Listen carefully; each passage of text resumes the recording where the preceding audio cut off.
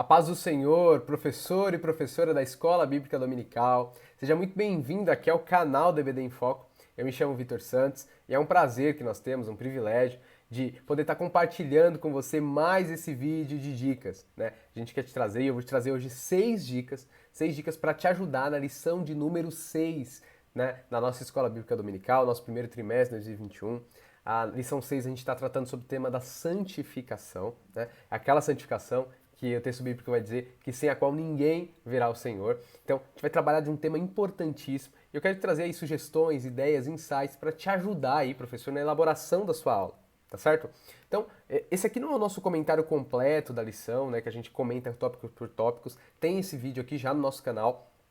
É um vídeo de dicas. Eu vou falar um pouquinho mais depois sobre o nosso conteúdo, o que a gente produz, sobre o comentário completo. Aqui eu quero que você acompanhe comigo 6 dicas aí, sugestões que podem complementar muito bem a sua aula, enriquecer todo o trabalho que você vai fazer, né? Então esse é o nosso desejo, que desejo de compartilhar com vocês e que possamos crescer juntos aí em graça e em conhecimento, aprendendo da palavra de Deus e tendo cada vez mais recursos e conteúdos aí para produzir uma boa aula. Tá bom? Então por isso que é muito importante pra gente que você assista esse vídeo até o final, assiste esse vídeo, avalie pra gente esse vídeo, diz aqui nos comentários o que você achou.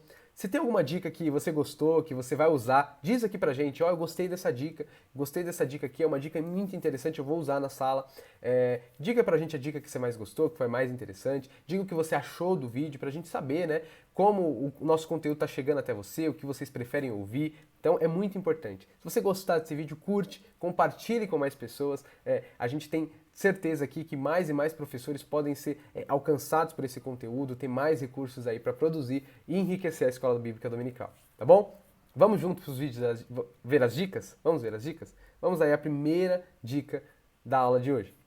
Dica de número 1 é uma reflexão sobre a verdade prática, né? Então vamos ler a verdade prática e fazer uma reflexão aí sobre ela. Vamos lá. Como que está aqui? Ó, que frase interessante. Santificação é a especialidade do Espírito Santo. Ela é instantânea e, ao mesmo tempo, progressiva, pois acompanha o crescimento espiritual do crente. Isso aqui é uma frase, né? É uma frase que vale a pena a gente pensar, tá? Essa frase da verdade prática, ela é interessante. Então, santificação, o que está dizendo aqui? Santificação é especialidade do Espírito Santo. Ou seja, quem santifica o crente é o Espírito Santo. Né? Então, o Espírito Santo, o tema da santificação, o Espírito Santo precisa agir. Então, essa frase já está nos ensinando isso. A santificação ela é instantânea. O que isso significa? Por que a santificação é instantânea? Porque a partir do momento que a gente aceita Jesus como nosso Salvador, a partir do momento que a gente entrega a nossa vida para Jesus, o Espírito age em nós, nos regenerando, nos colocando ali no corpo de Cristo, nos colocando ali na vida de comunhão e de graça com o Senhor Jesus Cristo. Então a gente ali, instantaneamente, já estamos participando do processo de santificação.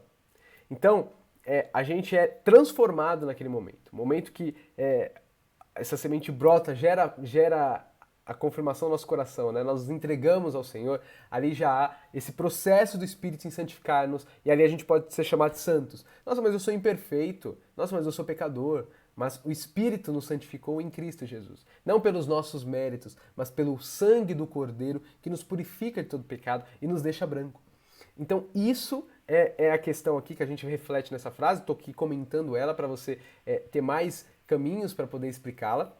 Ela é instantânea por isso. Porque o sangue de Cristo, quando nós o aceitamos, né, ele nos purifica. Então é instantânea nesse sentido. Mas, ao mesmo tempo, ela é progressiva. Por quê?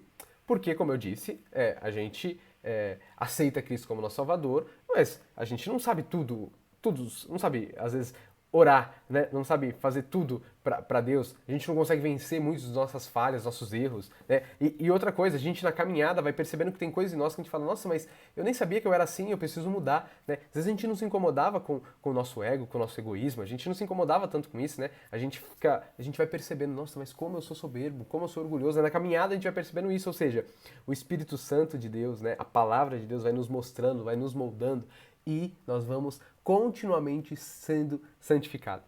Isso é interessante e por isso que ela é instantânea e ao mesmo tempo progressiva. Conforme a gente vai caminhando com o Senhor, conforme a gente vai vivendo para Deus, a gente vai aí, interessante isso, a gente vai aí se aperfeiçoando na caminhada, tá? Então, isso aqui, e eu quero usar como exemplo para vocês, a vida dos discípulos. Os discípulos, aqui é um complemento para essa dica. Você percebe que os discípulos, eles são pessoas simples, né? Às vezes pescadores, né? E Jesus diz para eles, segue-me. E aqueles discípulos, eles seguem a Jesus. Agora, esses discípulos são pessoas perfeitas, santas, sabem fazer tudo certo? São pessoas assim? A gente percebe na leitura dos evangelhos que não.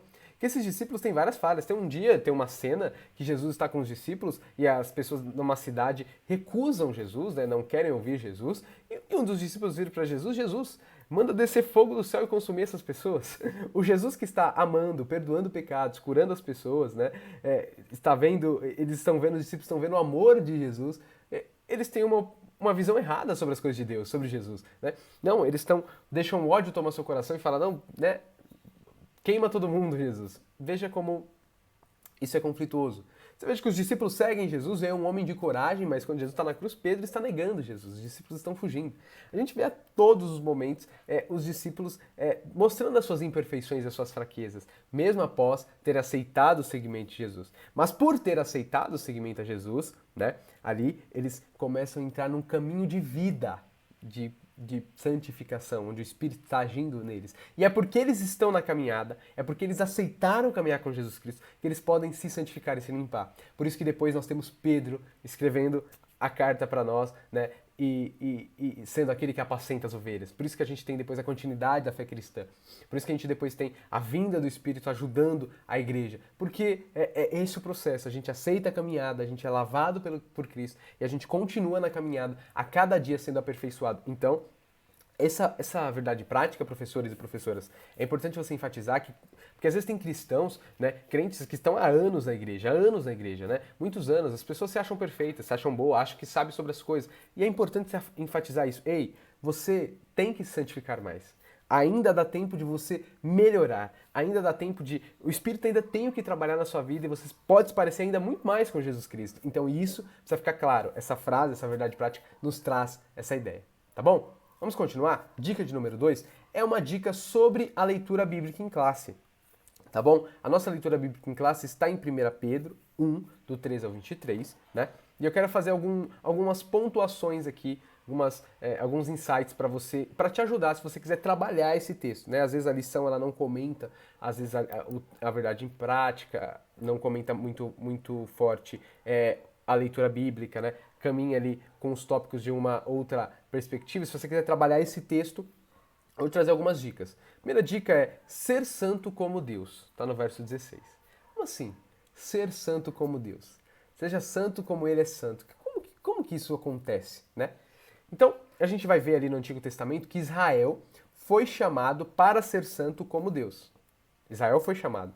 Isso aqui é o que o texto, né, e o Pedro já vai dizer o que o texto antigo diz, né? Então, isso já acontecia. Isso implicava viver diferente das outras nações. Então, a gente tem ali Levítico 11:4, 19:2, 27.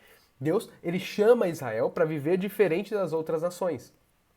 Ou seja, ser santo como Deus. Isso significava ser santo como Deus no Antigo Testamento. Ou seja, se separar dos outros povos e viver para Deus. Viver a lei de Deus. Isso tinha a ideia de santidade. Então, essa era a obediência que o povo de Israel devia viver. Pedro usa na sua carta constantemente, e aqui a gente vai percebendo o convite do Novo Testamento e o tema da Nova Aliança. Se você acompanhar a carta de Pedro, Pedro constantemente usa a ideia de pai e filhos. 1 Pedro 1,14, 1,17. Então a gente está lendo aí os versos 13 e 23, a gente precisa saber o que está acontecendo anterior. Pedro usa essa figura e essa relação de Deus como pai, ou a figura de pai e filhos, tá? Então, Pedro está enfatizando um aspecto muito importante da antiguidade entre pai e filho, que é a imitação. O que eu quero dizer para vocês assim? Quando a gente fala de ser santo como Deus é santo, ou se parecer com Deus, antes de Pedro dizer isso e retomar esse ponto, ele estava trazendo para a gente uma ideia de pai e filho. E na antiguidade, quando se usava esse termo pai e filhos, tinha uma coisa importante em jogo. O filho deve imitar seu pai, deve ver como seu pai age, ver como seu pai faz as coisas e imitá-lo. Então, essa relação de imitação entre pai e filho era uma coisa muito forte na antiguidade. Era comum na antiguidade dizer isso. Você, filho, tem que se parecer com seu pai, você tem que ser semelhante a seu pai. Isso era comum. É uma coisa comum, não era estranha. Então, quando Pedro vai dizer aqui que a gente precisa ser santo como Deus é santo, ele está dizendo, nosso pai é assim. Nosso pai age dessa maneira e nós precisamos agir dessa maneira. Então, quando nós agimos buscando imitar o pai, e como a gente imita, como a gente sabe que se imita o pai, né? A revelação de Deus, a plenitude da revelação de Deus é Jesus Cristo. Então, quando nós buscamos nos assemelhar a Jesus Cristo, nos parecer a Jesus Cristo, agir como Jesus Cristo andou, e sabemos isso através da sua palavra, a palavra é a fonte que nós temos para viver para Deus, para saber as coisas de Deus, para saber sobre Jesus Cristo. Quando nós buscamos viver essa palavra, praticar essa palavra, agir assim em conformidade, nós estamos sendo santos como Deus é santo.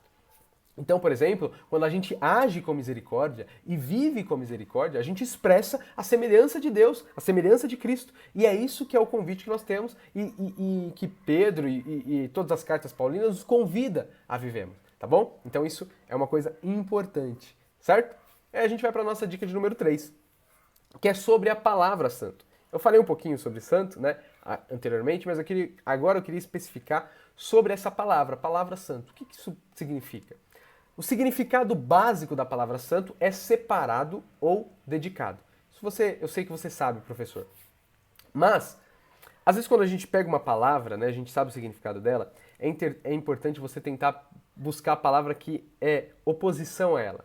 Qual que é a palavra antagônica a essa palavra? Santo é separado? O que é antagônico a separado, dedicado?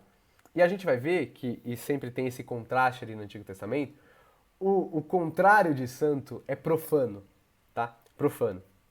O profano é o que despreza, é o que faz as coisas sem sentido, que faz as coisas sem vida, sem coração, que faz o contrário do que deveria ser feito. Ele profana, tá bom?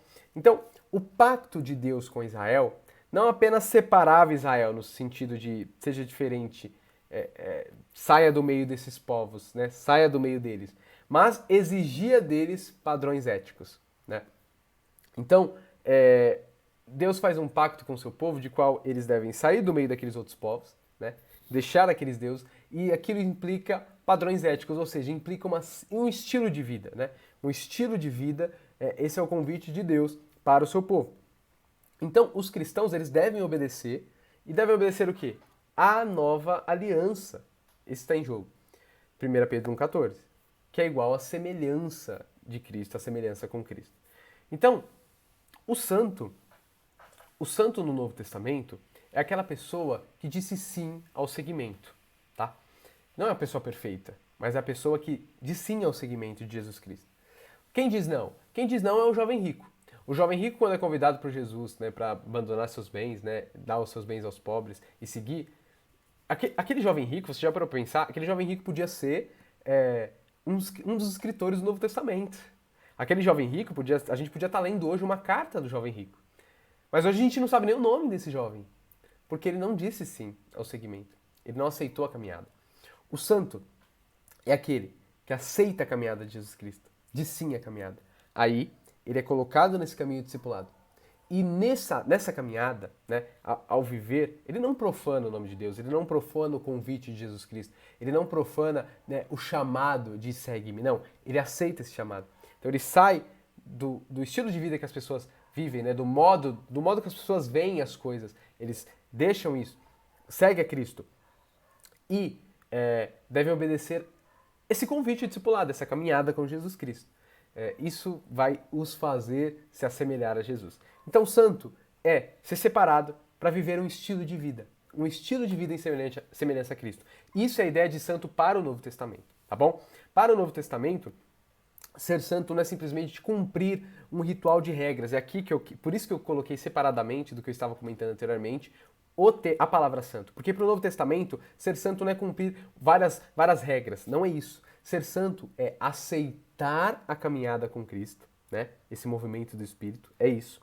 E nessa caminhada vai se assemelhando a Jesus Cristo. Então ser santo é aceitar a caminhada com Cristo para que esse Espírito, esse Cristo, nos aperfeiçoe em semelhança a Jesus. Então ser santo é igual a buscar se parecer a Jesus Cristo.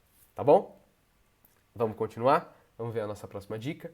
Dica de número 4, eu vou te trazer uma dica de livro, uma sugestão de livro. E esse livro, para mim, particularmente, é o meu livro de cabeceira, eu leio ele constantemente, né? É uma indicação diferente, é uma leitura interessante de se fazer. Eu aconselho todas as pessoas, precisam ler esse livro, e eu falo de coração, todo mundo na sua vida precisa ler esse livro. Nós não podemos passar por essa vida sem ler esse livro, é verdade. É um livro muito interessante, é o livro Discipulado, do Dietrich Bonhoeffer. Você quer saber o que é graça ali para o Novo Testamento realmente? Ele faz uma diferença do que é graça barata, do que é uma graça preciosa, que é a verdadeira graça, a única graça que existe, né? Às vezes as pessoas confundem o que é graça, né? Faz da graça uma desgraça. Em que sentido? Uma graça sem batismo, sem cruz, não é graça, né? Sem obediência. Então, só quem crê, vai dizer Bonhoeffer, obedece. E só o obediente que crê. Ele faz uma relação muito interessante de fé, graça e obediência. Então, aqui é um livro que vai nos dizer o que é esse caminho discipulado, o que é a santificação. Isso é muito interessante, tá bom? Então, é um livro que eu indico com todo carinho, acho que todas as pessoas deveriam ter esse livro e ler um dia. Se você quer um livro assim, você fala, meu, que leitura eu posso ter ano que vem, ou mês que vem, qual livro legal que eu poderia ler? Eu te sugeri esse livro, vale a pena a leitura dele. Tá certo? E depois que você lê, você deixa os comentários aqui pra gente, manda uma mensagem no WhatsApp do EBD em Foco, fala, eu li aquele livro que vocês sugeriram aquela vez, é muito bom mesmo, é muito interessante, diga depois pra gente o que você achou, tá? Seguindo a dica de número 5, é que a gente tem um comentário completo dessa lição, tá? A lição 6, sobre o tema de santificação, de forma mais aprofundada, né? Comentando tópico por tópico, a gente tem esse vídeo completo. E você pode acompanhar esse vídeo tanto no nosso site, dbdenfoco.com, lá tem todos os vídeos dessa lição e das lições anteriores, né? Você pode ir lá no site, se cadastrar, sempre receber o e-mail quando nós disponibilizamos a lição, disponibilizamos os slides, você pode acompanhar. Nosso canal do YouTube, você pode vir aqui no nosso canal do YouTube, você vai ter aí o vídeo completo da lição número 6. Também temos o aplicativo do EBD em Foco, você pode baixar o aplicativo do EBD em Foco e lá você também pode acompanhar todas as lições que nós disponibilizamos, tá bom? E a dica de número 6, que eu preciso te lembrar, é que nós temos um material de apoio para você. Então, se você quer mais conteúdo para tratar desse tema, para absorver esse tema e para dar na sua lição na sua sala, a gente vai disponibilizar para você aí um material para complementar a sua lição. Veja, são 6 dicas aí que a gente disponibiliza com todo carinho, com desejo aí, que nós possamos crescer junto em graça e conhecimento e preparar a melhor aula que a gente puder, né? Todos esses recursos que estão disponíveis para a gente. Espero que esse vídeo de dicas possa ter te ajudado. Se você gostou de alguma dica, se você achou interessante algo que foi comentado aqui, deixe seu comentário aqui pra gente. É muito importante, tá bom? Curta, compartilhe com demais pessoas e que Deus te abençoe e até o próximo vídeo.